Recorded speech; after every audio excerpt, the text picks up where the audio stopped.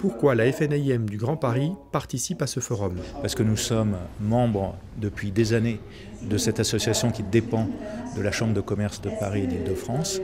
Et en fait, il est évident qu'on se doit d'être un acteur complet dès qu'il y a des questions sur le logement et notamment sur le Grand Paris. Pourquoi 70 000 logements alors que la production de 2013 est d'environ 40 000? C'est une très bonne question.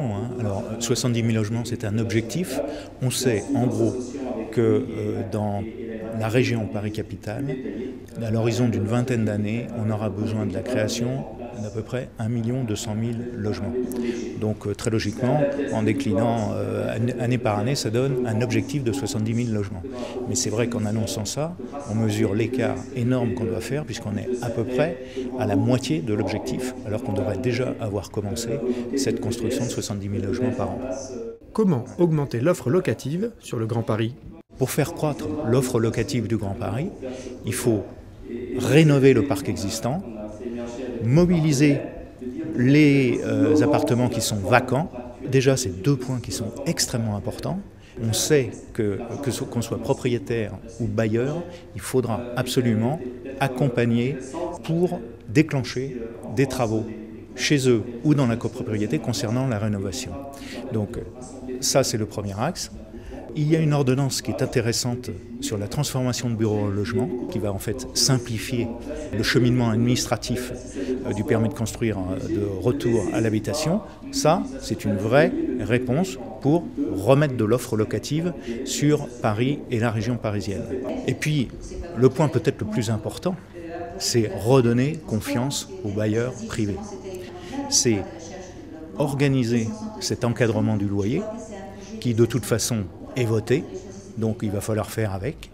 Et donc nous, professionnels de l'immobilier, on va faire extrêmement attention sur la mécanique des observatoires qui vont servir à mettre en place les loyers médians pour que ça ne devienne pas une catastrophe et que finalement tous les bailleurs privés partent de cet investissement qui est l'investissement pierre dont, vous le savez, jusqu'à maintenant, les Français étaient tellement friands.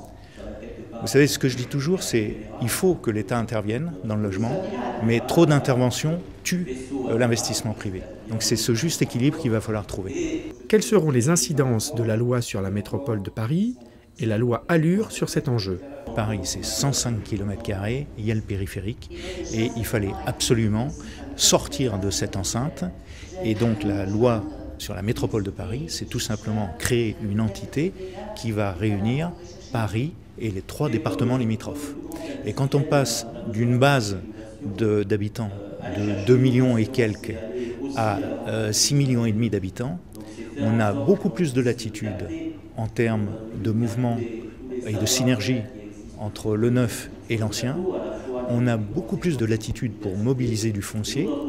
On sait très bien que ce qui bloque la construction, c'est des problèmes de gouvernance, puisque les décisions étaient jusqu'à maintenant localisées dans les communes.